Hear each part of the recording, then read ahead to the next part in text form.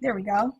So welcome everybody. Thank you so much for joining us this evening. I am Magali Ascent with Hustle Winston-Salem, and I am beyond honored to participate with multiple organizations within our community as we celebrate and start the celebration, a month-long celebration that is Hispanic Heritage Month, in huge partnership with the Hispanic League, with Soy Emprendedor. And this particular event, we are also doing it in partnership with Candid Yams. You'll hear more about it, but I definitely want to give a special thank you to our panelists today, Iris Cole and Brejon. Did I say it right? Brejon? Did. Yes. Okay, did. Awesome. Because they didn't have to take time out of their schedules to discuss such important topics in our community with us. So we're beyond thankful and grateful for that opportunity. I am going to pass the mic now to Carla to give you a brief introduction, and she'll introduce you to a few more people. You might see my face one more time, and then we'll get the program started. All right, thank you, Magali. My name is Carla Mounts. Hola, bienvenidos. Mi nombre es Carla. Welcome. We're here today. I am the founder of Soy Emprendedor. I am an entrepreneur, and it's my pleasure to have you here today with the panelists and a full agenda to share great conversations. We wanted to share with you also a couple of the things that are happening with Hispanic League and Fiesta, and I'm gonna let Daniela to talk about that, but do not forget to register to vote. Go to the census because it's very important. And also, don't forget that today is the start of the 22 countries that the Hispanic League celebrates during Hispanic Heritage Month. So today we're celebrating the United States, and I'm gonna let Daniela to talk more about that. Excellent. Thank you, Carla, and thank you everybody for having me. I'm so happy to be here in representation of the Hispanic League. Les quiero contar también que, así como lo mencionó Carla, estamos empezando hoy la celebración de los 22 países que nos sentimos orgullosos de representar. Entonces, pues es por eso que tenemos estos maravillosos invitados el día de hoy para honrar el país en el que estamos aquí hoy presentes. Pero también van a venir muchos días con muchos eventos especiales. No solo tenemos la celebración de cada país, sino también tenemos diferentes eventos como el que tuvimos el sábado, que esperamos ustedes hayan podido disfrutar. Si no lo hicieron, pueden ir a nuestra página de internet y ahí pueden encontrar el video y ver lo rico que la pasamos con el concierto de apertura de Hispanic League. Pero también vienen otros eventos como el de este sábado, que es el autocinema que se llevará a cabo en The Drive. Estaremos viendo Coco, la película de Disney, entonces estoy seguro que la disfrutarán. Por favor, no se lo pierdan. La entrada es gratis, así que los esperamos a todos. También tenemos el evento de lotería. Para los que no conocen lotería, es más o menos como el bingo, pero es aún más divertido porque tiene figuras y tenemos figuras muy especiales esperando para todos ustedes. También tenemos un evento en el que haremos un pequeño concurso de baile, así que a todos esos bailarines que quieren estar aprovechando y haciendo un evento diferente para cambiar este ritmo de quietud que tenemos últimamente, pues los invitamos a todos. Y finalmente vamos a tener una noche de galería en las que queremos que todos participen, no importa, no necesitan tener experiencia, solo queremos que se diviertan y tengan experiencias nuevas junto a Hispanic League. Así que no se lo pierdan. Gracias.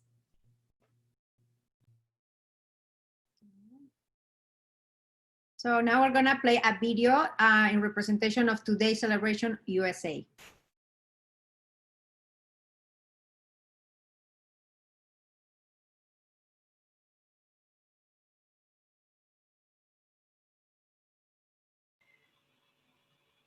Daniela, we can't hear the video.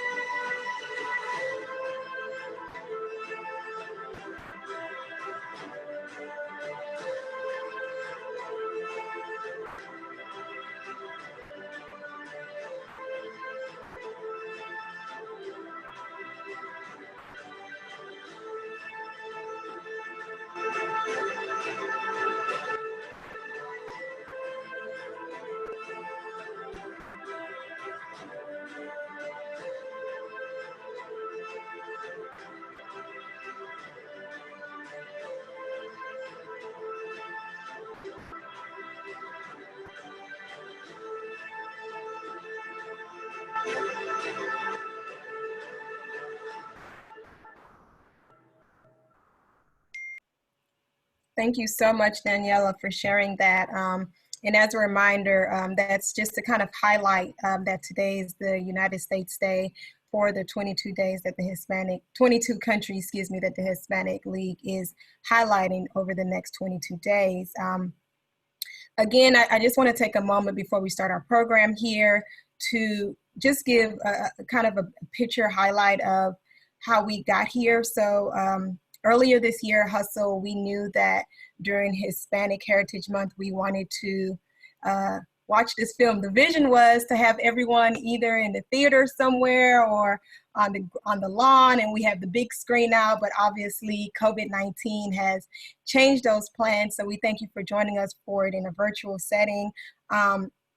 And this particular movie, although we're not watching the entire movie, and we extremely encourage you to do that, this particular movie, it kind of shines a light on the role that we as residents and citizens of the United States, sometimes that we play as it portray to the Hispanic culture.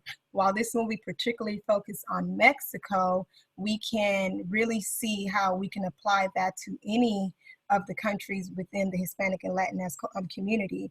I want to point out that I love that we had the opportunity to do it today as U.S. Day, but 2 days from today, so September 16th, is Mexico Independence Day. So I thought the timing was perfect and a great opportunity how the stars align for us to be able to share this movie or share the clips of this movie with you today. And I really encourage you that on September 16th, if you have an hour and some change of your day, that you go to that free movie on YouTube and watch the whole thing and use that as your day to kind of honor the Mexican culture. So I did want to just quickly point that out. Something else I wanted to say, which it's just FYI, food for thought. This particular movie, it was released back in 2004, and it was #1 in the box office in Mexico during its opening weekend, #1. But in the United States, although it grossed about $4 million in the United States, it was not that popular, not surprisingly to me. I think a lot of times that when we have to look in the mirror and realize our truth, we don't always want to continuously go there. But I really encourage us to get out of our comfort zone, not just tonight, but as it always pertains to these conversations, and that we move beyond just a conversation and allow the conversations to guide action going forward. So with that, I would like to introduce to you our host for the evening, and he'll introduce our panelists. And Rashad, are you with us for you to keep me quiet and you keep the show going? I am. So good evening, everyone. My name is Rashad Little. I am the owner and operator of Candied Yams Kickback. Let me get my screen shared here. Such a beautiful introduction by everybody. And I just want to first start out by thanking each and every one of you for being with us this evening. You could have been anywhere in the world, but you're here with us today. And I just want to say give a huge shout out to the Hispanic League, to Hustle Winston-Salem, to Soy Emprendedor. I'm trying to work on it, you guys. And just having this program this evening, because this is what I do. I do film and conversation. So Candied Yams Kickback was started here in Winston-Salem to host film and conversation. And I call it historic and heroic conversation, because we do talk about a lot of topics in my programming where it gets people to express who they are, what they feel, and it's a true reflection of their communities and the environments in which they come out of. And so I want to start tonight by saying that, as Magali mentioned earlier, we will not be watching the entire film today.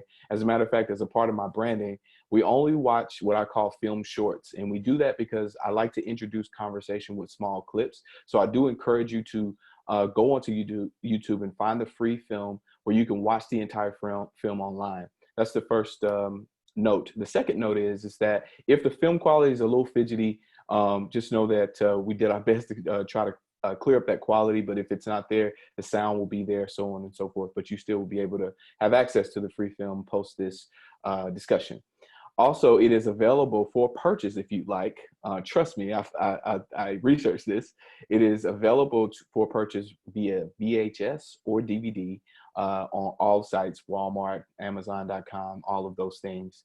And then the final note that I'd like to say before we introduce our wonderful panelists this afternoon, or this evening rather, is that, well, I'll tell you what, let's go to the panelists first and then I'll give my last note. So we have our panelists tonight, Miss Iris Cole.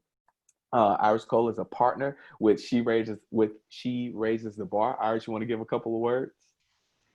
Hi, thanks Rashad and all of the folks that are involved tonight. I'm really honored to be here with you and just have a really nice conversation. I moved to Winston-Salem about 4 years ago and have become very, very involved in the work of the Hispanic League, which is an organization that is just doing amazing work in our community and supporting other initiatives through our school system and other nonprofits. So it's just a pleasure to be here with everyone tonight. Thank you. Thank you, Iris Cole. She's also my Leadership Winston-Salem classmate of 2019. We won't say the best class ever, Magali, by the way. Most authentic. Most authentic class ever, MAC class. I wasn't going to say it, but she put it out there. And next, we have a wonderful guest, Mr. Brejon Fuenes. He is a client service associate at Dixon & Company Wealth Management. Brejon, you want to give a couple of words? Yes. Hi, everybody. Thank you, Rashad, for putting this together. It's a real honor to be here. I was born in Honduras, and I came to the United States when I was 4 years old, and I grew up right here in Winston-Salem. Went to Meadowlark Elementary, Meadowlark Middle, and graduated Reagan High School. So I love this community. This community is my life, and I've traveled a little bit around, but you know, nothing feels like home but Winston-Salem. So happy to be here, happy to talk about the state of our community. So. Thank you so much, Brejon. So before we get started, I'm going to read a brief description about the film. This description comes directly from the Hispanic League, their Instagram and their website, and I'd like to share it because it was such a beautiful, beautiful outlook on the film. The film offers a satirical look at the consequences of all Mexicans in the state of California suddenly disappearing. A series of characters show the apparent statistical impact of Mexicans on California's economy, law enforcement, and education systems, and the resulting social unrest. So I got this also off of the Hispanic League's page, but their quote there is lighting the path towards multicultural understanding. And I thought that was so fitting for our conversation tonight, because as we are all Americans, I want you guys to look at these clips and see some comedy, see some truth in them all, but just know that the clips represent the background of the true conversation that we want to have tonight. So the structure of the conversation usually goes like this. I play the clip, and then you guys give the panelists time to comment and give their response back to the clip. And then we're going to take two to three people after that that would like to serve as a comment or have a comment for the clip. And then we'll go like that. And so I think we have about 3 clips tonight to show you, and we'll go from there. And so as I said before, my name is Rashad Little. I'm the MC for this event, and this is Candid Yams Kickback. Rashad, before you share the screen, can I ask you a question just as a protocol information? Are those 2 or 3 clips, are you accepting questions from the Facebook feed as well, or is it strictly from in the Zoom? We can accept them from both, Magali, but if someone's going to have to keep track. I'll keep an eye on it. I just wanted to know what I needed to be doing for you. Yeah. So if you will, thank you, Magali. So if you will look at the comment section, I will as well. And if someone has a comment or a question for the panel or myself, please let me know. Okay. Okay. All right. So can you guys see my screen? Thumbs up if you can. Okay. All right, Mags, I'm going to need you as well to tell me when you can hear the sound. Matter of fact, hold on. Let me make sure that this is. Okay.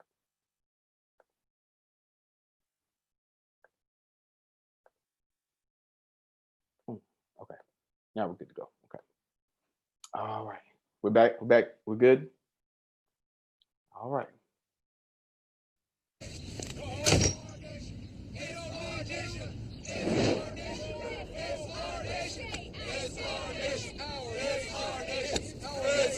We are Americans, simply defending our land and our values from those who would cross that border without permission. White people are disappearing, and it's our country. They come here and take our jobs and get on welfare and bring their drugs into this country and steal our way of life. We're here to ensure their free speech and safety. They have a right to express their opinions. It's a free country, and they're the local team. You know, but we don't take sides, even though we do agree with them, and they're right. The Cinco de Mayo Fiesta is the fastest growing Latino holiday in the... Excuse me, it's not a Latino holiday. It's only a Mexican celebration. Okay, what's your name, honey? Lila Rod? All right, Miss Rod, we are looking for a Latina reporter. Mm-hmm. I am Latina. My real name is Rodriguez. My professional name's Lila Rod. The first day Leela came to the station, she asked me, what do I have to do to be like you? And I told her, be yourself. Do you hablo español? Yeah, of course. Okay. Take it from the top then, and don't Americanize the Spanish. Let me hear the real deal, okay? Let me hear the Latino sabor. Okay? Hola, I am Lila Rodriguez. The Cinco de Mayo Fiesta is the fastest growing Mexican holiday in the United States. That's what I'm talking about, okay? Remember, Ricardo Montalban would have no career if he had no accent. Okay, comprendo? Yeah, great. That's true. Ellen? Yes, honey. Ellen, how could you hire those people? Stephen, they are Mexicans from Home Station. They are from in front of Home Station, and they are illegal Mexicans from Guatemala and Honduras. It was a really stupid thing to do.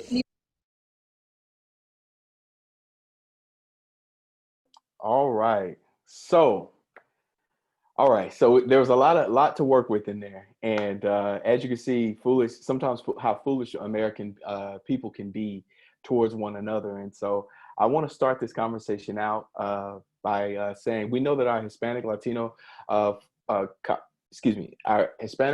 population is a part of our community and workforce. How does Winston-Salem community currently embrace the Hispanic workforce, and what do you believe can help it continue to be robust? That's our first question there. And either one of our panelists can go. Iris, you can go first if you'd like. You know, it absolutely is. In Winston-Salem, we have 15% Hispanic population, so it's a large part of our demographic.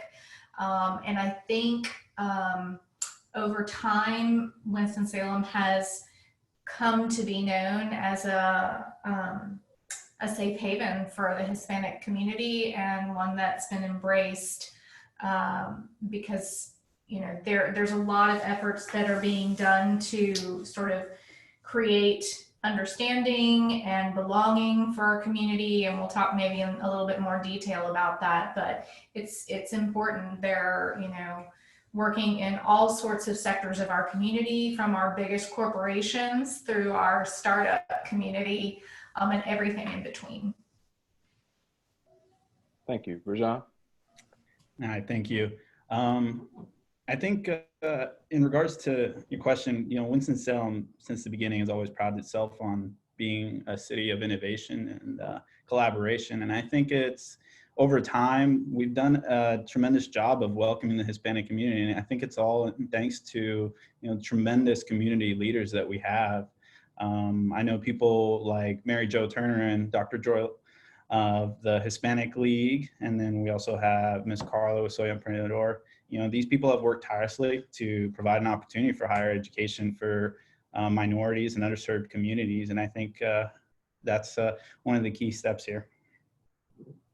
And I also saw representation in that clip that there's a lot of misunderstanding as well in these communities. And I think that we should do a better job and continue to do a better job at supporting all communities and all parties involved when it comes to diversity.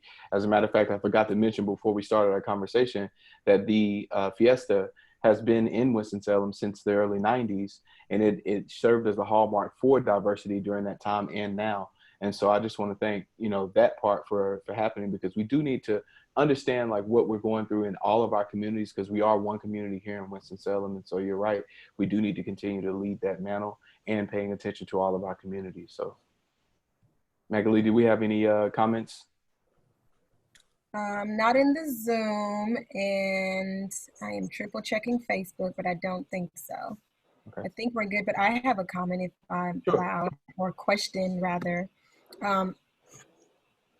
my question slash comment, I guess, and I would just like to hear from the panelists or anyone in the audience.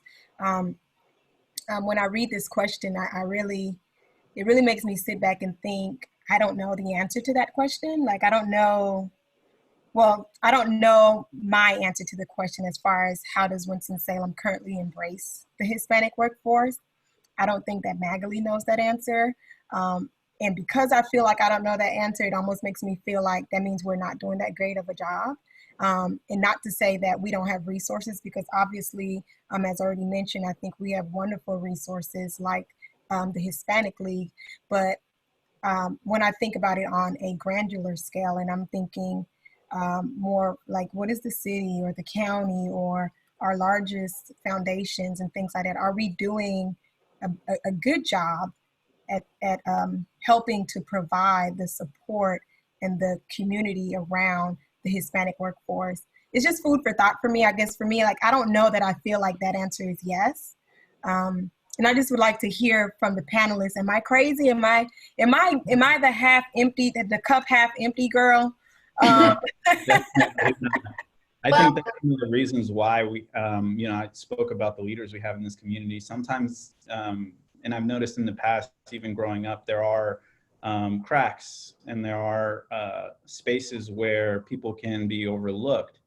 But I think that's why we have, that's why I'm so thankful for some of the leaders that we have, because we have people who in this community who care, who step up, who take the initiative to start programs, to see them through in order to fill in those gaps, to make sure that no one's falling through the cracks and no one's getting overlooked.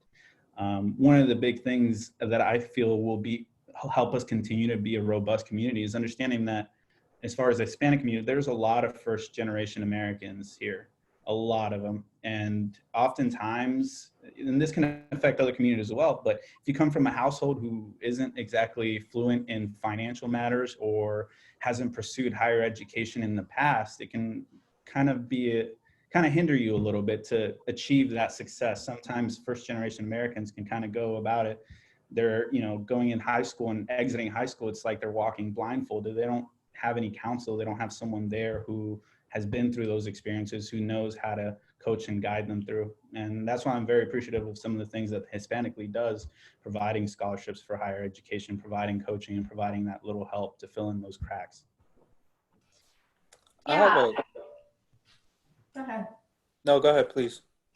No, from a workforce standpoint, I think, we have to look at it really holistically.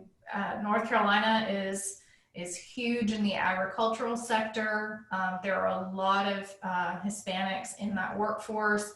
And then, our multinational corporations also have a lot of presence in Latin American countries. And so, in our corporate headquarters, there's definitely representation. I think that there's definitely room for more representation. And what I've seen, sort of interestingly enough, over the last several months, as we've had just extreme disruptors, through COVID and through the racial unrest in our country, is that corporations are being more and more intentional about diversity and inclusion more than ever.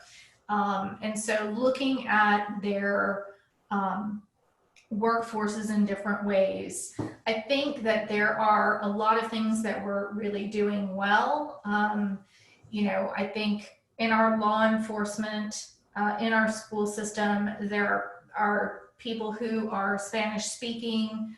The Hispanic League has a series of connectors that can connect the Hispanic community with Spanish speaking representatives through a number of different agencies, health agencies, law, legal, all sorts of different resources. So there are definitely some really good things in place. There's also a lot of areas where we can improve as well.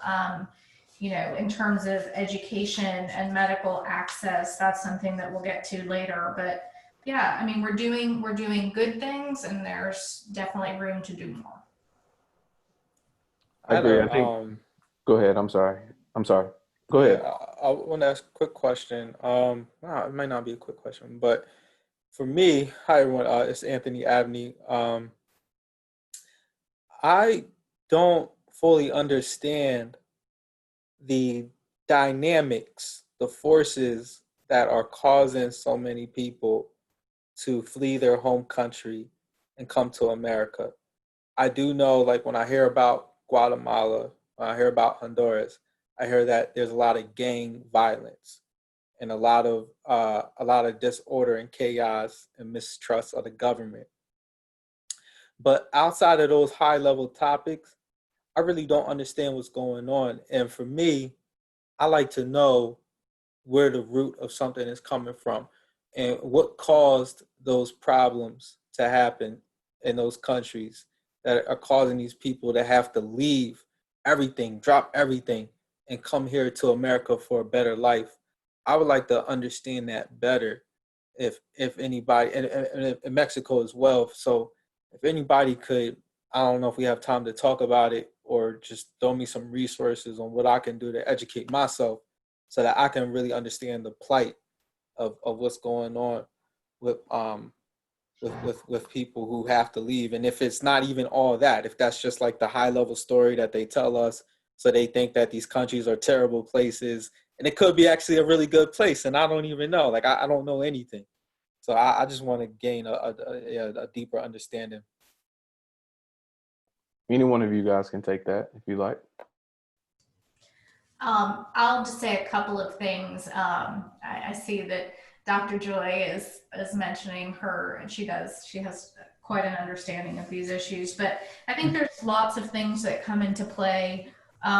There are definitely political systems of oppression happening in a lot of countries in Central and South America, as well as the Caribbean. And so, that type of situation, what we're seeing is just a lot of poverty. And when you have situations of extreme poverty, that just leads to a whole plethora of issues. There are situations of really heavy gang violence. There's a lot of violence against women in Hispanic culture. Sometimes there's a machismo culture. And so, there's a lot of different things that are occurring. But if I had to boil it down to a couple of things, there are definitely systems of political oppression, and the poverty issue it can get really extreme. One of the things that I believe was mentioned is, and I'm from Honduras, and just to kind of give some background, a lot of the issues that are happening that cause people to move, it can't be pointed to one singular thing. And I think that's some things that people are saying. There's no one reason for it. It's always a compounding effect of different things. Yes, there's corruption in government. Yes, there's poverty. There's also a lack of food resources. Back in I can't remember exact dates, but towards the later 90s, my country, Honduras, was affected by Hurricane Mitch, and it wiped out most of the country. It put over half the country homeless. I mean, that's one of the big catalysts that happened. And not only, I believe it was like $2 billion in damages to the country, and $2 billion for a different country, it might be something they can handle, but something for a third world country to handle that is just not possible. And so I do, it's a culmination of a lot of different reasons. And a lot of the things you've heard is probably right. There is gang violence. There is disease, there's sickness, lack of healthcare, all these sorts of things. I know in my country, kids are often kidnapped at the age of 10 to go work in those gangs.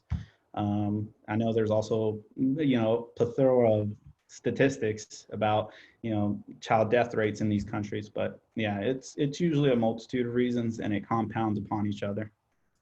Yeah, I would just piggyback and say also, I'm from Puerto Rico, and Puerto Rico has a different relationship with the United States. So it's a commonwealth, and as a person who was born there, I am a US citizen automatically. But, if you think about what happened during Hurricane Maria, it basically devastated the entire island. And so there was a mass exodus just almost overnight. As soon as it was feasible to fly, there was no infrastructure left. Schools, some people went a year without electricity after that occurred.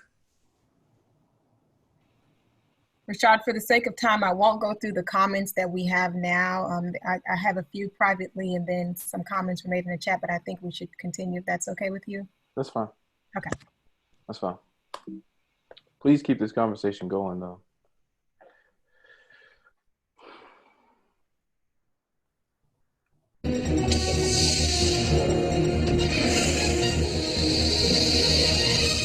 Good morning, Vicky. Leila, you look great. So, how does it feel to be the only Latina left in California? Well, I am amazed at the people on the streets, their acts of love and courage and concern for the Latino community. I want to thank each and every one of them. I mean, look at all these letters and flowers and just, oh. We've received thousands of phone calls, letters, emails, with best wishes and prayers for you. I can see Miss Gigi over there. Hi, Miss Gigi. Hi, Vicky. Hi. Call me Aunt Gigi. I mean, everybody calls me Aunt Gigi. Of course. Aunt Gigi is a very dear friend of Leila's family, and I'm glad to see Auntie right there, ready to hold your hand. We now have Senator Abercrombie, our acting governor, on the line. Go ahead, Senator. Hello, Lila. Welcome to the team. It's good to meet you. Thank you, and it's actually Leila. We met when I interviewed you during your last campaign, remember? Of course, Ms. Rodriguez. In the name of California and the great nation we belong to, I want to thank you for doing your duty as an American. You represent our hope, our future. I want to take this opportunity to once more ask the citizens of California not to panic, get back to your regular lives. People close to the state border, do not attempt to cross the fog. More than ever, we need to be the great California familia and bring back our Hispanic brothers and sisters. Let's go for the whole enchilada. Leila, we're with you every step of the way. As we speak, Senator, I am signing my body over to science to hopefully find out what happened to my people. Now, if I find them, what should I tell them? Tell them California needs them. Okay. I wish they could have heard that before. Thank you, Leila. Thank you, Senator. Gracias.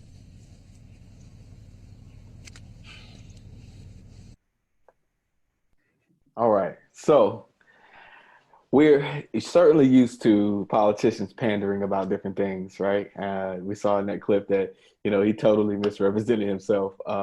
So we talked a little bit, me and Brejon, about, and Iris, talked a little bit about the political engagement in the Hispanic community. And so we'll dive right into this. What is the current political climate in the local Hispanic community, in your opinion?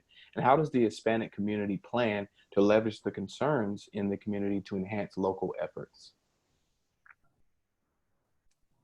I'll kind of start that out. I think that right now the political climate that we're living in is causing a lot of fear. Frankly, there are parts of the Hispanic community that are citizens. Like I mentioned, I'm from Puerto Rico and I was a citizen from birth. There are people who have obtained citizenship. There are Hispanics who have been born in the United States. And then there are those that are trying to seek asylum and come to the US. And it's a political climate in which for an undocumented person, there's just a ton of fear. I interviewed a family in which the mother was DACA, her husband was undocumented, and their 2-year-old baby girl was born here in the US. And so that family, just lives in fear of being separated every day because of the political climate. But I would tell you that in Winston-Salem, we at the Hispanic League have a partnership with Faith Health from Wake Forest Baptist Medical, and we have an ID called the Faith Action ID that we provide to undocumented persons, and our law enforcement and our health community will accept that ID, and it really does, I think, drive change in our community to have that. Thank you, Iris. Brejon? I want to add on to her. She said that there was an atmosphere of fear, and there definitely is substantial fear, in particular to the people she was referring to, people under DACA or people under TPS. These people are living in fear of, having their lives completely ripped from them. They've lived here for 2 decades now, and at any moment there might be the slight chance that they get sent back or whatnot. And there's a lot of fear, and there's also a fear of speaking up. And I think that's something that needs to be kind of addressed a little more. Oftentimes these people are scared to communicate with their government representatives. They're afraid to seek out help in their cause.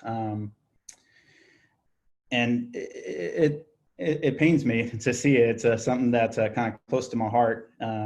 People who live under DACA have lived here for almost 2 decades. They've been in our churches, they've been in our schools, they've been a part of our community. They've seen a lot of disadvantages. Some of the disadvantages that DACA and TPS people undergo is they're not able to pursue higher education the same way some of us are.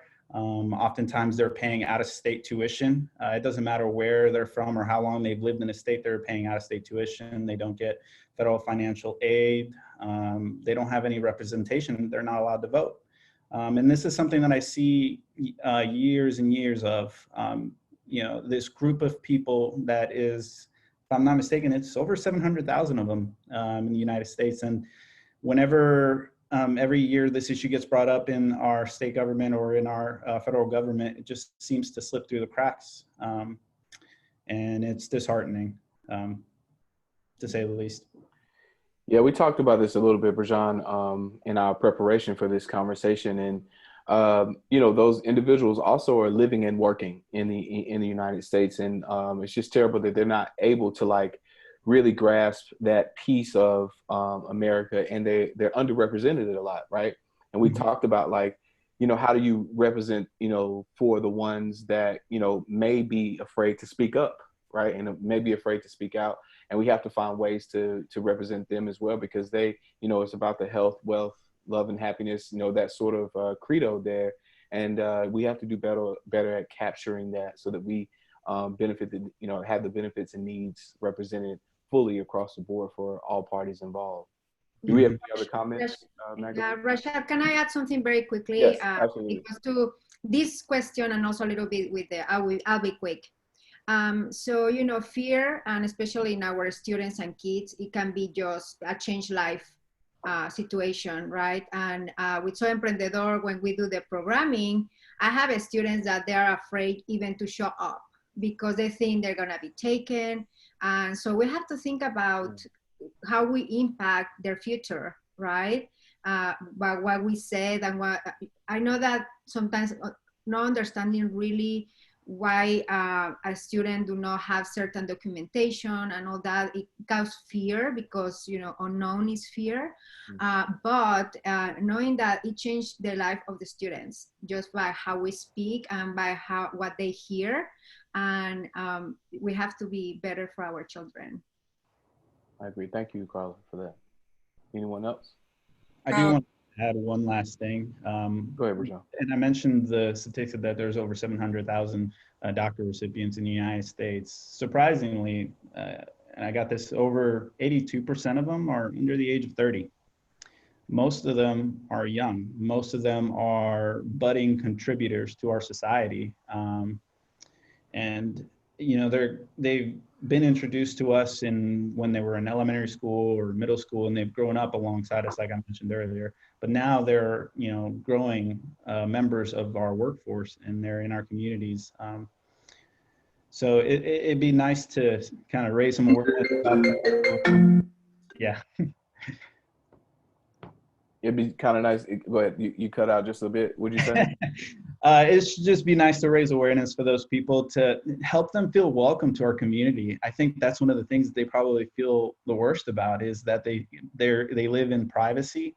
They don't want to, out themselves about their status. They just live in private. They think that's the best way to go about it. And they do live in fear. Well, Brejon, what would be an example of like how they could do that, how they could exercise that? Because that is a real fear, to have, your life kind of snatched away from you at a moment's notice. So how would you exercise that? What would be an example that you could give us that they could do that in a safe way? That's really hard to say. And I'm going to add on to that this just happened today. There was a court ruling today that struck down an injunction on Donald Trump ending the TPS program. The decision was that the program can end. Right now, as it stands, there's a program that could knock over 500,000 people out of our country. And a court ruling just decided that at any moment's notice, it can be ended. It's really hard to tell people to speak up when something like this just happened today. This was earlier today, and it's in the news. It's really hard. And that's why I think it's a part of kind of the rest of our responsibility to raise awareness of it. When something affects one social group, it really affects all of us. And I think the best way forward in this, we talk about Winston-Salem City of Collaboration, best way forward is to work together for these things, whether you're white, black, or brown. Embracing each other. We all have common values. We all believe that if you work hard, do good, that's the American dream. You are allowed to, live in happiness. And if we embrace these shared values and we embrace this community, I think we'll help them out that way. And I know that's not really a good answer. But it just simply is that there's genuine fear, and things are happening every day. This is an active issue. This is happening right now. Right. And things are developing every single week in regards to this. And I mean, sorry, Iris. And I was going to say, under this administration, every time we turn around, a new policy changes. Yeah. So for those that are legally living in the United States, and they were able to get some sort of relief either through DACA or TPS, or family reunification, you turn around and a new change. The citizenship application used to be, I think it was $600. On June 15th, it went up to $1,600. So if we're talking about someone that is making $9, $10 an hour, saving money up for the citizenship test, that is a lot of money. So on, the last 4 years, every time we turn around, there's a new regulation, a new executive order affecting directly our documented community. So add to that our undocumented community. And to add, somebody was mentioning to the isolation, when I used to teach ESL to parents, one of the first things that they would tell me was that they couldn't speak English, and they could. They could, many of them had basic communication skills, but it happens to me all the time. I have an accent, so I go to the store and I say something, or they drive through and they go, because the first thing they're saying is like, that's an accent. Mm-hmm. Where's that accent from? What is she trying to say? So I have been trained, I just go silent. I don't say anything on the phone or drive through or when I'm ordering, and then they reply back. So families or parents or individuals that don't have those skills, don't have that assertiveness, they're living in fear. They are afraid to use the English skills that they do have. So they're even more isolated. So take the time to say, hi, how are you? And, no, don't yell at them. Just open and listen to them. So that's all I think that Thank fear. you so much for that. We're going to take one more comment and then we're going to proceed. The fear extends into areas where there, in theory shouldn't be fear. Our Hispanic community is paying taxes, and they can take advantage of, children can take advantage of our public education system, but, there's so much fear even to register your name somewhere. So a parent registering their name to volunteer, like you have to actually register to volunteer in our school system. And for somebody who has fear, they won't even do that. And so you're silencing their voice to help their children in school. So, there's things as micro as that we're dealing with, and things much larger than that. Yes, I agree with you. And I agree with all the comments that the needle continues to move, right? Especially when it comes to, conversations as it relates to people of color here in the United States. And so before I go to the next clip, I want to read Joy's comments because she has some good ones here. And it states, our students and their families pay taxes in our country, but have to pay double tuition at community colleges and state institutions. There is a division in political understanding, some in fear, others who fear what they perceive as socialism because of their previous experience. Many are still fearful of speaking out. And then last and finally, but not least, we have to champion this community, whether we are personally affected or not. As citizens, we have to stop being afraid when we hear people speaking English with an accent. And that last comment was from Michelle. Oh, sorry. Absolutely. So absolutely powerful statements and conversations here. We're going to move on to the next clip. Thank you guys for contributing so much. This richness of this conversation is great.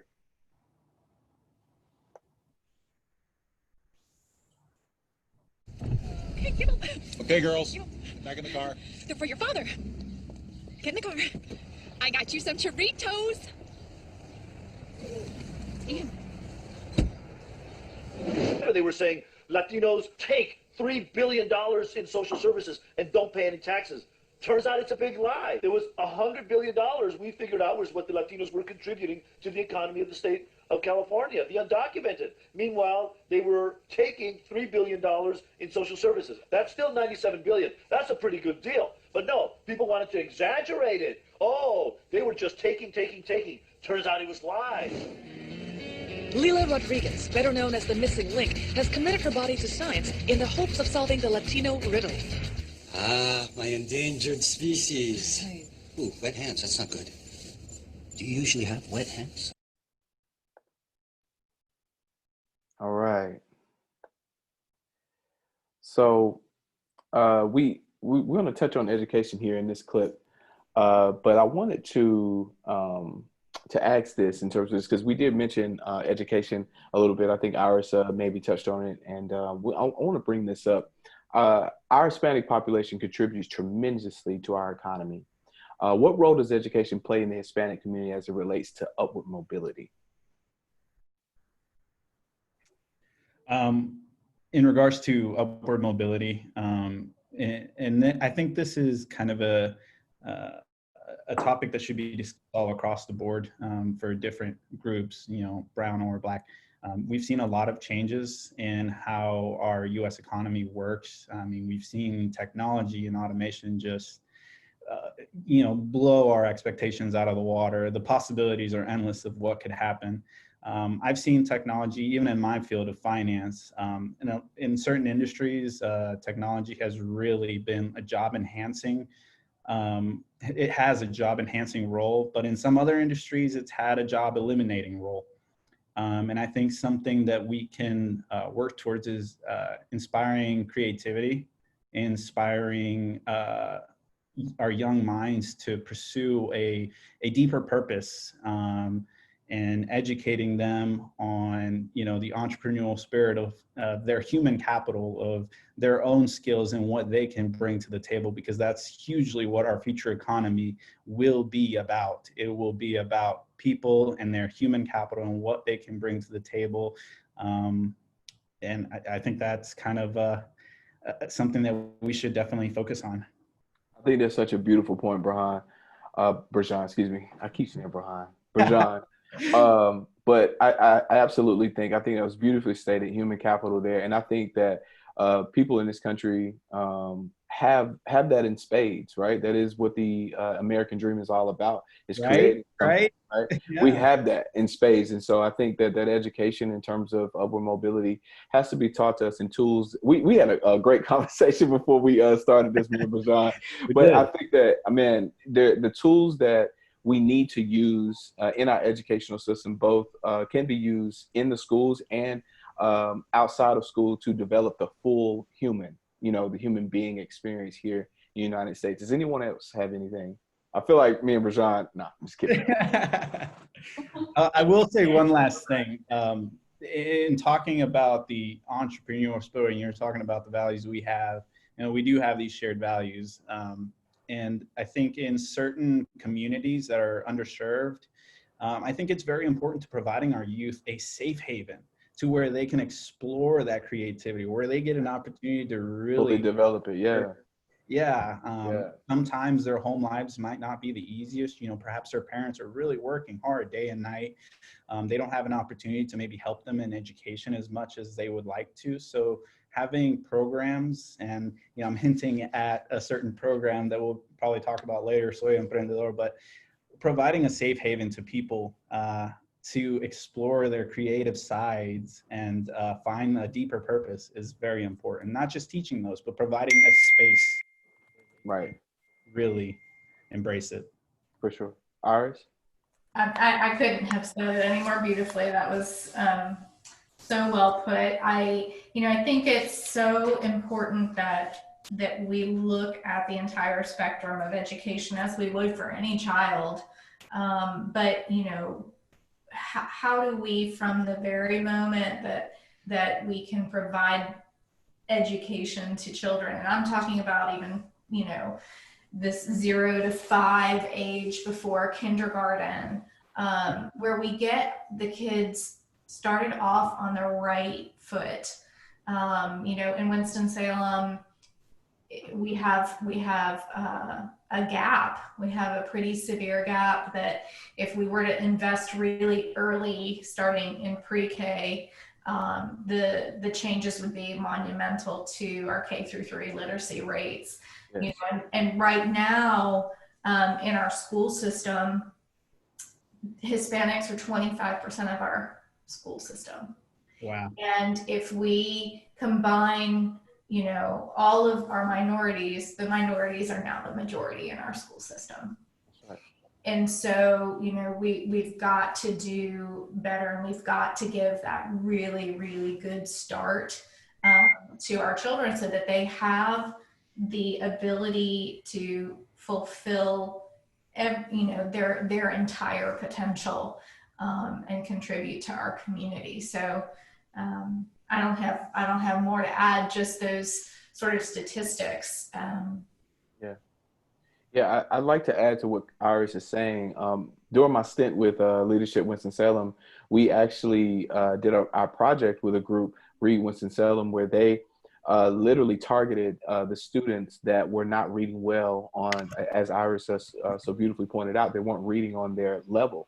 And we know now that that 3rd and 4th grade level, if they're reading below that level, chances are that each year that goes by, they will continue to fall behind the pylon, right? And so what I thought was astonishing, that didn't surprise me as much, but what I thought was astonishing is that a group like this was a small group, and they had to fight for funding to fully fund the students that they knew would fall behind or falling behind. So I just thought, I definitely understand exactly where we are in the educational sector.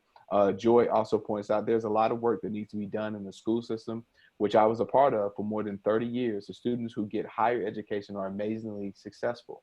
And just as I agree with both of those points, and just as Iris pointed out, in order to develop that full potential, you have to know where you are, and you have to have that help, that extra help. Because think about it, you spend a lot of time in school. If you're going to school all day, your parents send you to school to learn different things, and you're there for a lot of hours so that you can learn that. And so, that educational section or sector is very important to us. I want to take a moment to pause before we continue, if that's okay, Rashad. I just want to do my due diligence. I recognize that it is 8 o'clock. For those that have to leave, we definitely understand. Sarah sent a message that she's really enjoying the conversation, but she had an 8 o'clock conflict. And I'll be sure, if I remember, to get to her comments that she sent me. For those that can't stick around, I believe we have just one more clip. Yep. Which will probably take another 10 to 15 minutes of conversation. So we invite you to stick around just a little longer as we continue the conversation. And then I wanted to point out something that Carla commented in the chat, Rashad, again, to this conversation. I think it's a statistic that she grabbed from the Renewal Network here in Winston-Salem. And it says that Winston-Salem is the hardest city in the United States in which to escape child poverty, with the exception of a few Indian reservations. And, you know, listening to the conversation that we're having now and just constantly being reminded of that type of data and that type of information, I find myself in a place where I'm continuously heartbroken with our community. I think we are doing good, but I just feel like the statistic, that particular statistic as it relates to poverty and it relates to upward mobility in general, it's not new. It's not a new statistic. It didn't happen 5 years ago. It didn't happen 10 years ago. Didn't happen 15 years ago. You know what I mean? It's been around for so long, and it just brings me to a place where I'm like, we're all doing something, but why is nothing changing? Are we really doing something? Like, that's really where my mind constantly go. And I don't know. I'm having a moment here where I'm breaking down because it's ridiculous, you know? And I love these conversations, but I really want us as a community to be able to get beyond these conversations and figure out how are we going to solve these problems, you know? Yeah. So, yes. Okay, I'll hush now. Michelle, did you have something? Miss Adamson? No? Okay. Can I say something real quick? Yes, sir. It's Anthony again. So, one thing I think about, just to be honest with all of you, is that there's a resistance to allowing Latino people to fully embrace their full potential here in this country. There's a resistance that hasn't been addressed yet in the conversation, but needs to be recognized and identified. And until we deal with that resistance that wants to see people held back so that they can keep their way of life, we'll never get over this hump. We'll never get over this wall. The fact, like how Trump got elected, was a bunch of people are, let's just call it what it is, racist, and don't want to see Latino people succeed, don't want to see Black people succeed, and are afraid that once they are no longer the majority population, they're going to lose some type of quote unquote sense of control, sense of power, sense of domination, and the benefits that come with being in control, having dominance over the system and resources that we all contribute to, that belong to all of us. But you have people who want to make sure that they take more than what they're supposed to be getting. And even if it's at the cost of other people not getting what they're supposed to get, like to the point that Lolly made, when you make a test that was $600, $1,600, come on. And most people who are Americans can't even pass that test. Come on. Like, if we're going to fix this, we can't beat around the bush. It is racism that is keeping Latino people, that's holding them back and preventing them from being everything that they can be in this country, which when you think about it is stupid, because if Latino people are all they can be in this country, it'll make the country better. Like, it'll make the country a better place. So it's like, so when you really look at it, it's not about making the country a better place. It's about certain people are so narrow-minded that they only care about themselves, and they can't even stop to think that, hey, let me think for a second. Maybe if I cared about everybody that was at the table, it would make the whole table a better place and not just a better place for me. Like, maybe I don't need everything. Maybe I can share, you know? Yeah. So, all right, Beautiful. I'm done. But I just wanted to share that because I think that's a really important point that needs to be identified and dealt with. And until you deal with that, they're just going to keep coming up with little schemes and ways to mess with you. I mean, you're speaking the truth, and I'm sorry to cut right in, Rashad. You're speaking the truth, Anthony, to me, because I think when I made my comment in the very beginning, when I said I don't know the answer to the question about how we are with the Hispanic workforce in our community and in our state, I truly don't, and that's on my fault not researching enough. But I also feel like that's where the back of my brain was going to, because I heard everything you said, Iris, about the opportunities of the workforce, but I also feel like when we get down to the numbers and we get down to the statistics, like let's take a construction company, for example, do the numbers match? Are they making sense? Are we seeing that, you know, construction company A that's not Hispanic versus construction company B that is Hispanic, are they bringing in the same type of profits? And if not, why not?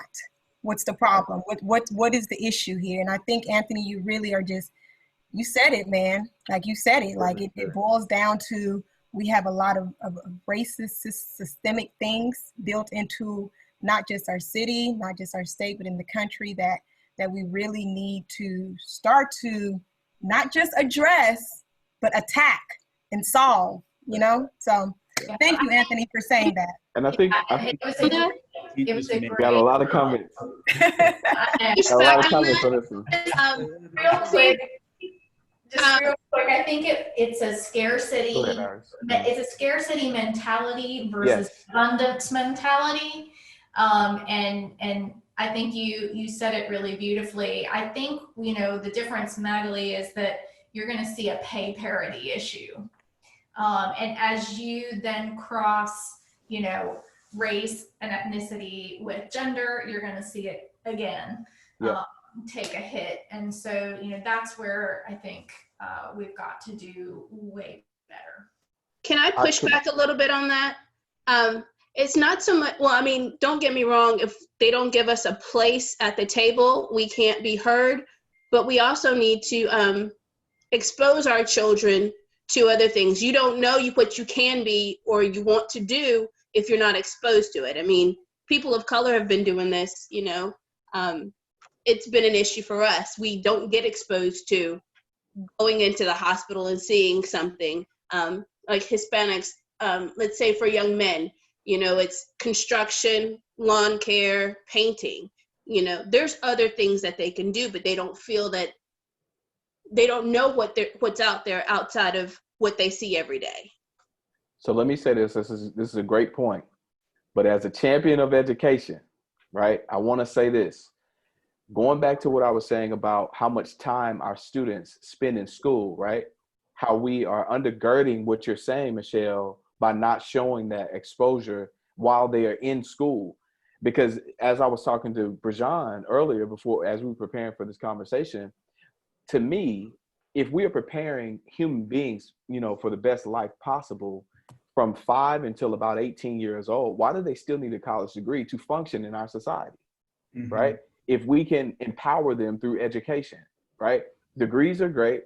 Master's and doctorate degrees are great, but these people are spending 15 plus years in a K through 12 system where we have room to pack in what you're talking about. So there's a reason systematically why that's not happening in our schools, right? And, you know, Black and brown people just so happen to be in the schools that have the low performing rate, so on and so forth, right? Why is that happening? You see what I'm saying? So the exposure that you're talking about, I agree with this. But from an educational standpoint, why is this not happening where we send our kids to school every single day from 5 or 6 or whatever have you, all the way up to 18? And so that's arguable, you know, in that sense. But I agree with you. We do need that exposure, but it's also an education that goes along with that exposure. And sorry to go back to your comment about, Anthony, about the citizenship test, and I just put it in the comment. I didn't find the citizenship test at all difficult, but I loved history. So when I was an ESL student at Reynolds High School, and Joy McLaughlin remembers that conversation, she was my ESL teacher. My brother and I got 97 and 98 on American history test, and we couldn't speak English. because we were taught world history. So I think the issue is that we have stopped teaching American history and civics in the schools. What makes it difficult is if somebody doesn't speak English and doesn't read English, is going to be hard. But it was actually it was several years ago, but it was very basic. Who's your senator, who's your governor, questions about, it was just 5 questions. But if you think about, when you are going through the immigration process, and I'm talking about my personal experience, you are freaking out throughout the whole process. You are very nervous. It's such a complicated, complex, and long and expensive process. You're freaking out. So imagine somebody that doesn't have more than a 5th grade level of education, more than a 6th grade level of education. It can be intimidating, but in my case, my middle child, he was in 1st grade, and we spent the whole summer, he quizzed me the whole summer on US civics. So he learned about American history and civics, and I did too. But if a family doesn't have that, if their child is learning English themselves, they can't do that. If they don't speak English fluently, it can be very intimidating because you're not going to be exempted. So that's why for SciTech, way back when Pauline Morris was in charge of the International Center and the ESL program, they would do citizenship classes, and we would encourage the students to take ESL and the citizenship classes so we could help them pass the test and give them the confidence that they could pass it. Thank you so much. So as you could tell, guys, we could talk about this all night, all night. We have so many different things, and we're all passionate about education and America and all these different things. But I want to encourage us to move on to this next clip. We'll have some closing comments as well, but please keep these conversations going, not only here, but in your personal homes and families as well. So we're going to go to our last clip here, and this will be the last one of the night.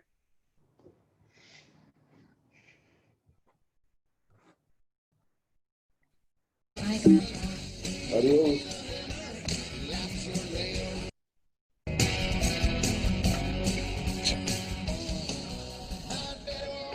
If you beat me, you'll go out and work on your bill. Cool. Hey, Dad. Sorry I'm late. Hi. We're going to work on my bell. That's great. But first we're going to the barbecue, remember? You're certainly welcome to go. Think I would go? Sit yourself. Louis, get your backpack. Teaching your son to celebrate the grief of others is not exactly what your mom and I raised you. I decide what I teach my son. It's just a old-fashioned, clean, all-American barbecue with some people who happen to think that their land's been invaded. Can you even respect another point of view? What do you respect, George? Uh-oh, trick question. What? Dad, just spare me the "this was their land, reaping the fruits of their labor" speech. You know, land is land. They're just migrant workers, Dad. I'm just trying to do what's best for my family. That's right. Just like us.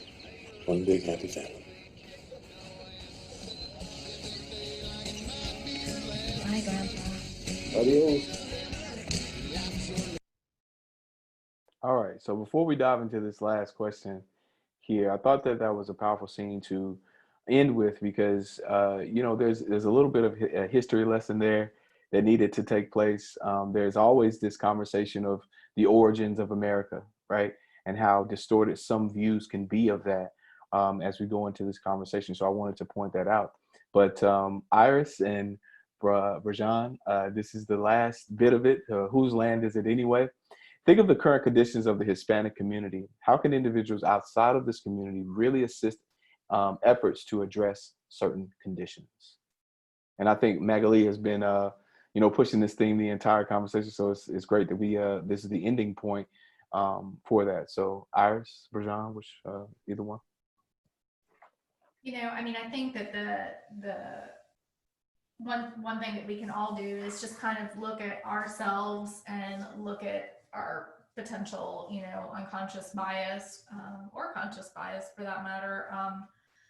But there are a lot of organizations in our community that are doing amazing work,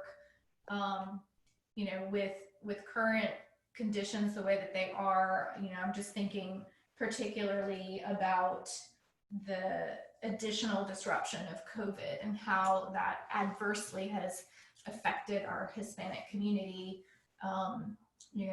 Close to 50% of the cases in Forsyth County are coming from the Hispanic community. And so, our health systems are doing unbelievable work. Wake Forest Baptist Health, Novant, the Hispanic League are all working in partnership with our local foundations to create spaces and support the Hispanic community.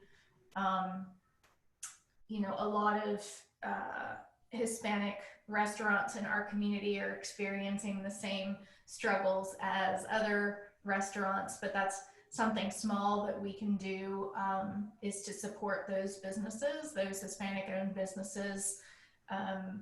There's right now our children, all of our children are learning virtually, or in a hybrid situation, and there are opportunities through the Hispanic League and other organizations to support our students during this time. So there's just a ton of things that we can be doing, large and small, whether that's through donations, whether that's through volunteer hours, whether it's by using your circle of influence to make a difference. Thank you, Iris. Brejon?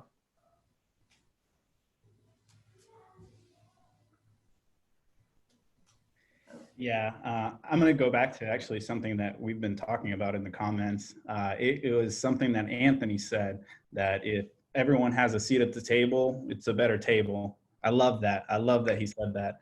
And I think that's kind of the key thing to, individuals outside of the community being able to assist. I think the key thing is reaching across organizational lines to partner together to finding solutions and putting events like this itself is an example. This is Candid AMS, this is Hustle Winston-Salem, Hispanic League, Soy Emprendedor. This is reaching across organizational lines. We all share the same values and we're all sitting at the same table. I remember when I was growing up, there weren't a whole lot of programs for Hispanic people. There were some, but there wasn't a whole lot. One of the programs that I became a part of was with the Winston-Salem Urban League when I was younger. And it was called their Empowered Youth Program. And it taught us a lot about financial basics and things we really didn't get at home, especially myself.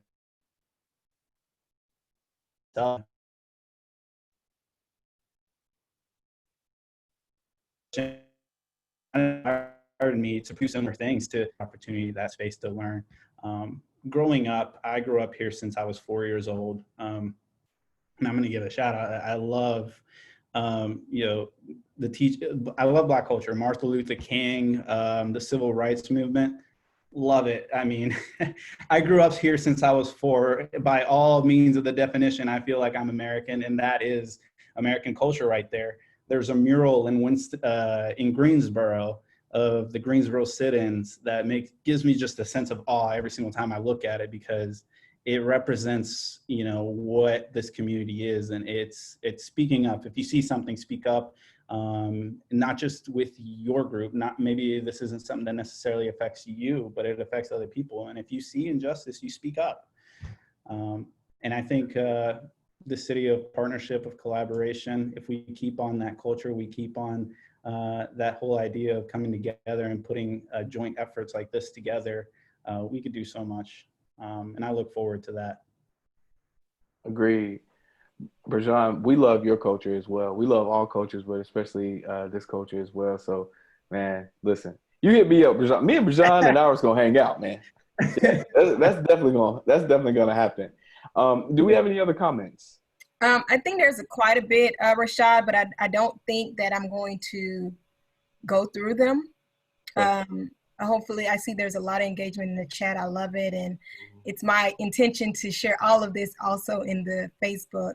But I think I want to be as respectful as possible of people's time. So before I jump in with closing comments, did you want to close out with anything?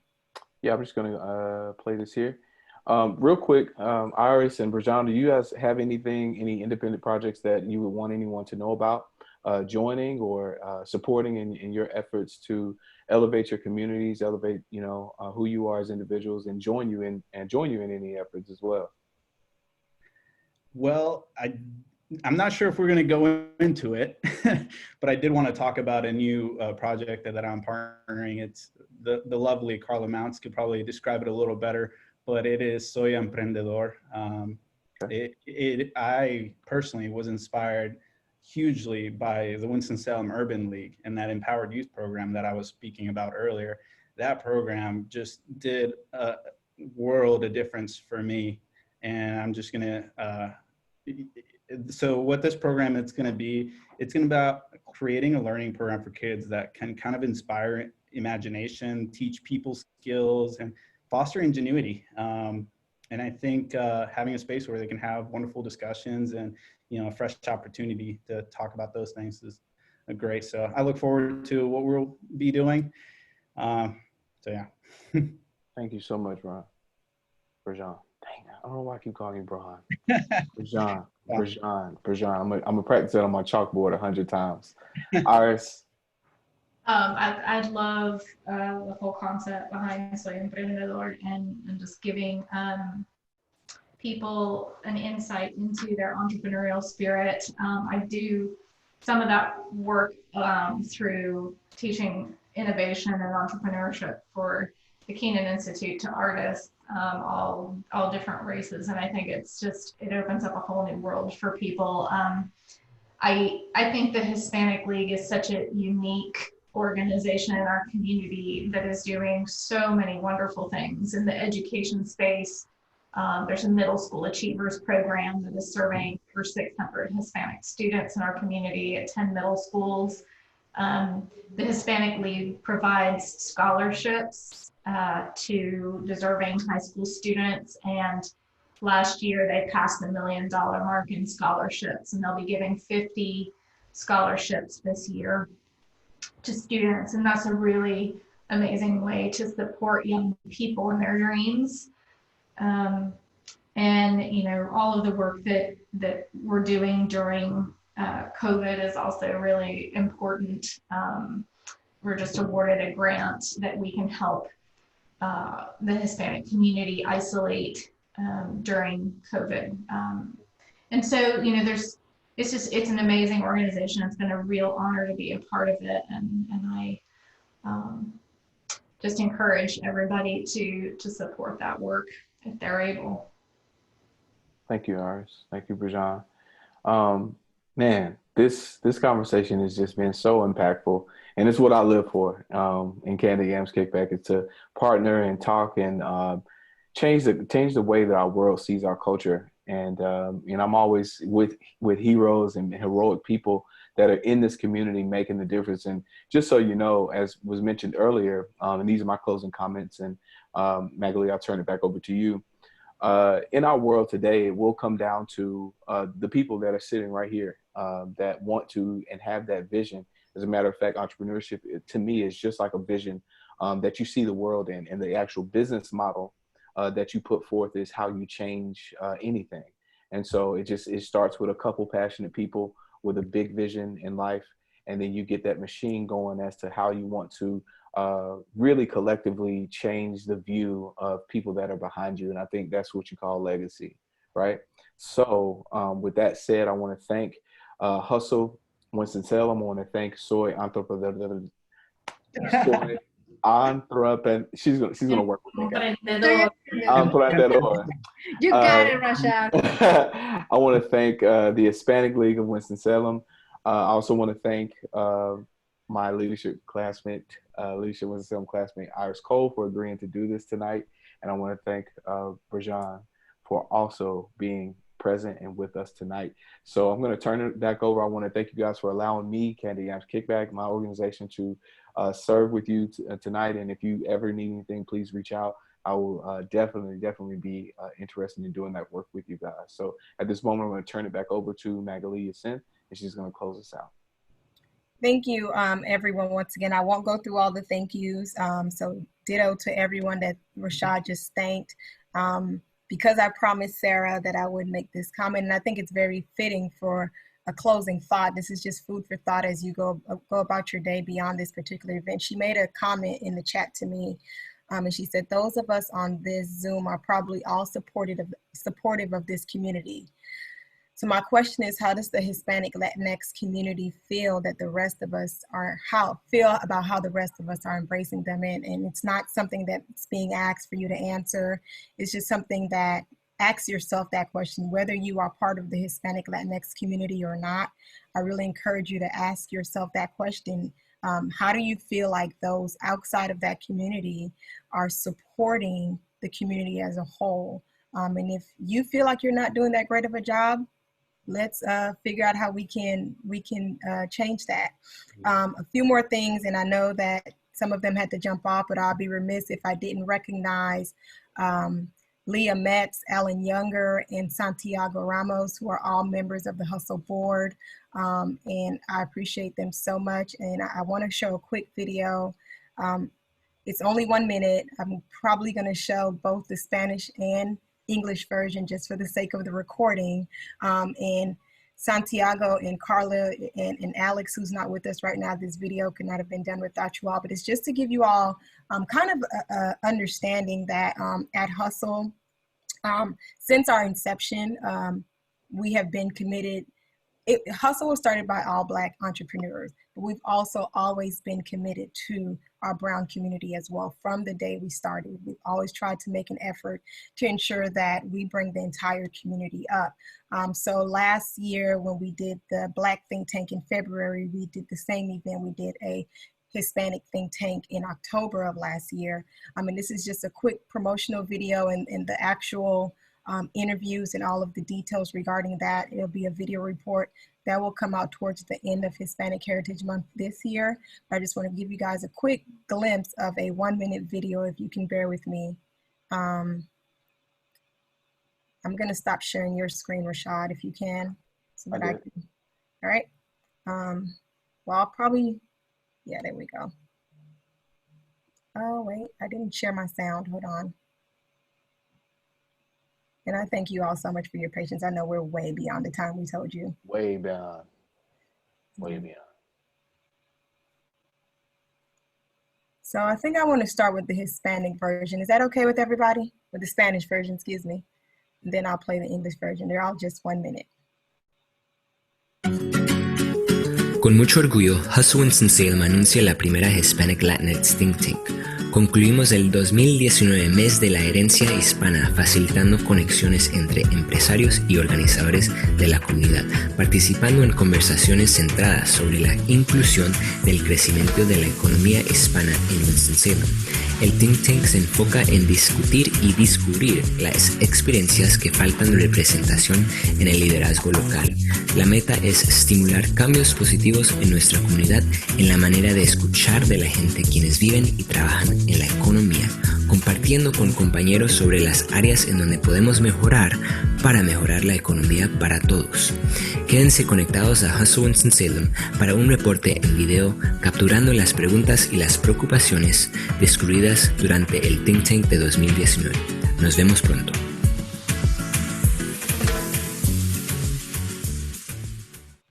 I'm going to play the same thing in English for those of us who probably need it.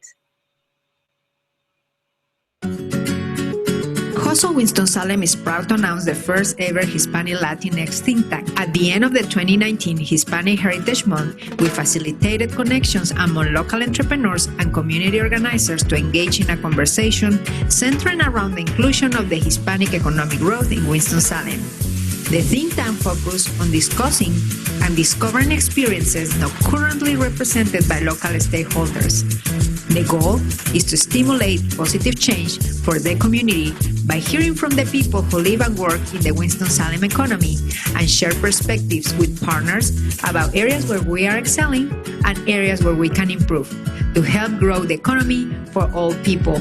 Stay connected to Hustle Winston-Salem for the full video report, which summarizes the questions and concerns discovered during the 2019 Hispanic Think Tank.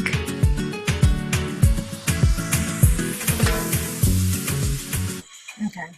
Thank you so much for indulging me for that. I really wanted to share that highlight because I'm so excited about that video report coming out. It's been a year in the making, and we really think it's important for members of our community to hear from members of the Hispanic community about how we're doing or what we can do better. So look out for that towards the end of Hispanic Heritage Month. I can't remember the exact day that we are launching it within Fiesta. It's part of the entire Fiesta. And speaking of Fiesta, if you can bear with us one more minute, I want to give Daniela a moment to let you know about what's going on tomorrow so that you can continue to be a part of the Fiesta celebration. Daniela, if you can just go ahead and close us out. Yes, thank you, Magali. Well, I just want to thank for being part of this amazing conversation. A day without a Mexican couldn't be possible without Soy Emprendedor, Candy Yams Kickback, and of course Hustle here in Winston-Salem. And also all the wonderful people who were part of this great dialogue. Don't forget that our main mission with the Hispanic League is to improve the quality of life for Hispanics, Latinos through promoting community inclusion, education, health, and multicultural understanding. Please, if you need more information, just go to our website, www.hispanicleague.org. Muchas gracias a todos por acompañarnos esta noche. Fue un placer para nosotros tener aquí a Soy Emprendedor, Candy Yams Kickback y también, por supuesto, Hustle Here aquí en Winston-Salem. Muchas gracias. Para más información, por favor, vayan a nuestra página de internet www.hispanicleague.org y mañana les tenemos más sorpresas preparadas. El día de mañana estaremos celebrando el país Venezuela. Así que por favor estén muy conectados. Si tienen preguntas, no duden en acudir a nosotros. Aquí incluso hoy tenemos como participante a la querida Luli Beckles. Ella va a estar acompañándonos igualmente el día de mañana para celebrar ser parte de un hermoso país como lo es Venezuela. Muchas gracias, and everybody is welcome to join us in our next events. So just be checking our schedule. We have a lot of surprises for all of you. Thank you. Have a really good night. Bye-bye. Thank you, everyone. Please enjoy your evening. Bye. Bye. Thank you. Adiós todos.